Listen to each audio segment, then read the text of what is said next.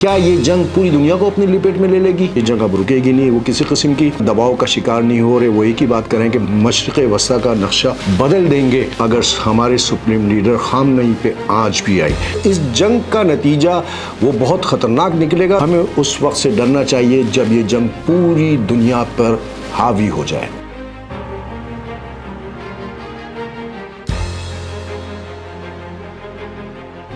खून दे के निखारेंगे रुखे बर्ग गुलाब, खून दे के निखारेंगे रुखे बर्ग गुलाब, हमने गुलशन के तहफ़्फ़ुज़ की कसम खाई है। दोस्तों, ये शेर मैंने ईरान के उन लोगों की जानिब से पढ़ा है जो कि इस वक्त जंगी हालात में मुब्तला हैं या जंगी जुनून में मुब्तला हैं। आप इसे जंगी जुनून कह सकते हैं इसलिए कि इस वक्त जो इसराइल और ईरान की जंग चल रही है वो उस नहज पे पहुंच चुकी है जिसके बारे में आज से हज़ारों साल पहले हमारे रसूल खुदा सल्लल्लाहु अलैहि वसल्लम ने पहले ही पेशनगोई कर दी थी कि ये वो जंग शुरू होगी जो कि अपने अख्ताम पर उस वक्त पहुँचेगी जब दुनिया के कई ममालिक इस जंग में शामिल हो चुके होंगे और इस जंग का नतीजा वो बहुत ख़तरनाक निकलेगा। तो अब अगर थोड़ा सा इसको हम इस तरह देखें कि ईरान और इसराइल की जो इस वक्त जंग चल रही है उसमें पहले तो इसराइल ने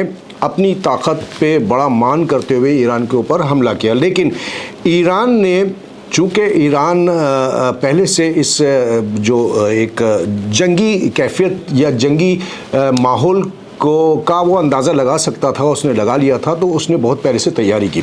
इस तैयारी के सिलसिले में ईरान ने बहुत बड़े पैमाने पर मिसाइल्स बनाए, बहुत ही ख़तरनाक मिसाइल्स उसने बनाए, जिसमें से सजील 2।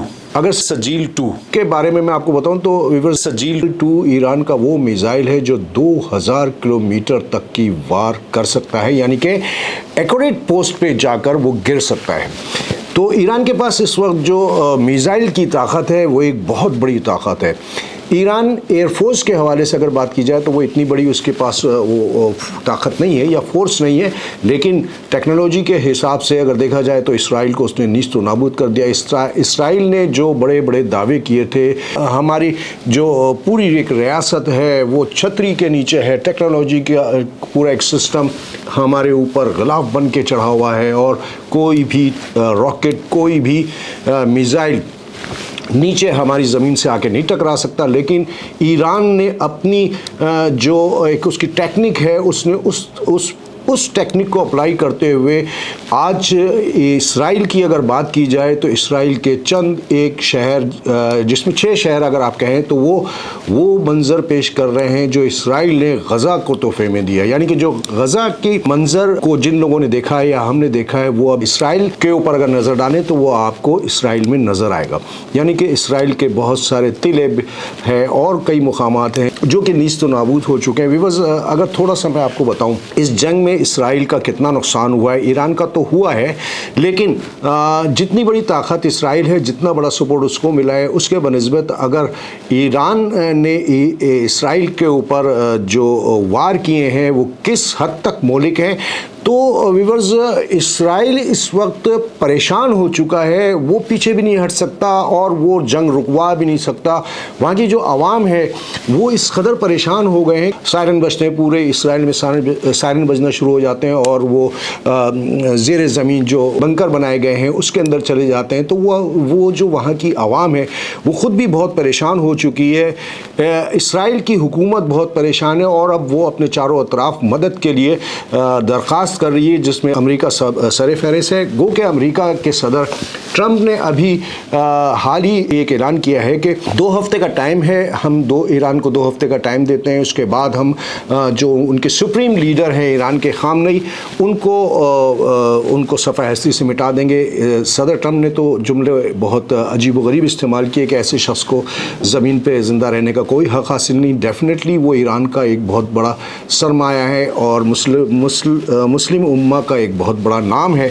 तो कोई भी ईरान जैसी कौम या ईरान जैसी हुकूमत अपने सुप्रीम लीडर को इस तरह तो निशाना नहीं बनने देगी। गो के इसराइल ने अपने जासूस भेजे थे जिसकी बुनियाद पर ईरान के बहुत ही अहम शख्सियात, टेक्नोलॉजी के शख्सियात, साइंसी शख्सियात, साइंसदान और जो फ़ौजी लीडर्स थे या फ़ौजी अफसरान थे या फ़ौजी कमांडर्स थे या फ़ौजी उन ओहदे पे फाइज थे जो कि लीड करते हैं, उनको नुकसान पहुंचाया, उनकी शहादत हुई।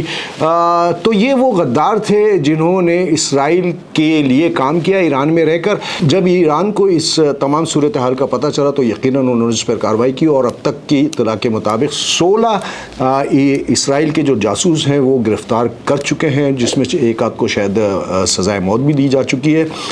तो ईरान अब इस पॉइंट पे और इस नुक्ते पे, ईरान और ईरान की कौम इस नुक्ते पे एक हो गई है कि हम सर नहीं झुकाएंगे, सर कटाएंगे और ये जंग अब रुकेगी नहीं। वो किसी किस्म की दबाव का शिकार नहीं हो रहे। वो एक ही बात करें कि मशरिक़ वस्ता का नक्शा बदल देंगे अगर हमारे सुप्रीम लीडर ख़ामनई पे आज भी आई।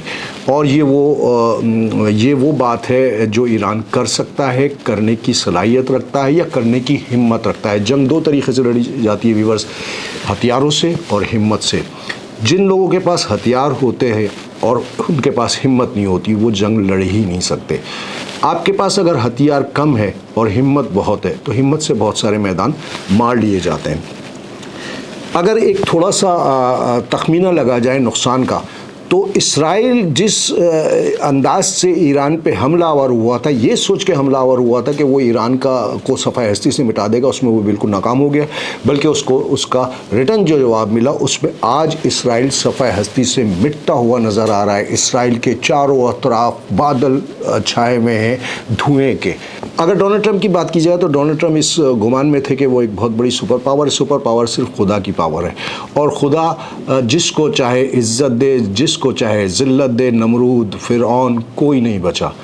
यहूदी तो किसी भी गिनती में नहीं है। इसराइल और ईरान की जंग रुकवाने के लिए इस वक्त जो आलमी बरादरी है वो ख़ास तौर पे मुतहरिक हो चुकी है और इसमें भी इसराइल का हाथ है। इसराइल पुश कर रहा है आलमी बरादरी को कि किसी तरीके से इस जंग को रुकवाया जाए, लेकिन ईरान पीछे नहीं है। ट्राइब्यूअर्स, मैं दुआ करता हूँ और अपने चैनल की मार्फत से भी मैं लोगों से अपील करूँगा कि वो दुआ करें कि ईरान को इस जंग में सुरखरू करे और यहूदी लॉबी की जो मुसलमानों के ख़िलाफ़ हमेशा से सियासत और जो उनका एक अंदाज़ रहा है उसे निस्तो नाबूद फरमाए।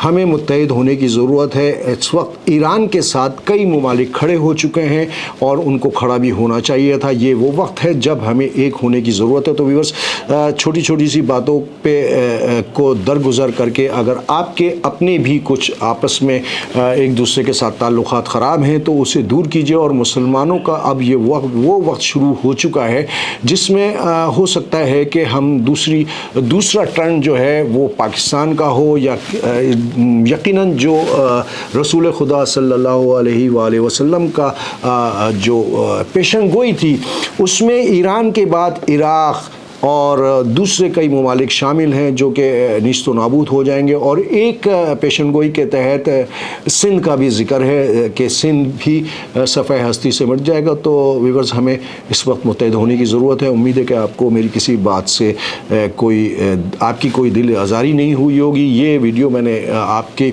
हौसला अफजाई के लिए नहीं बनाई है, बल्कि ये वीडियो मैंने आपको इंतबाह करने के लिए बनाई है कि आप अल्लाह की रस्सी को मजबूती से थामे रखें और उस वक्त से अल्लाह से पनाह मांगें कि जब इस किस्म का कोई वक्त हमारे मुल्क पे भी आए तो हम इन हालात का शिकार हों। जंगी हालात किसी मुल्क के ऊपर भी हों, वो एक बहुत कड़ा इम्तहान होता है इंसानों के लिए।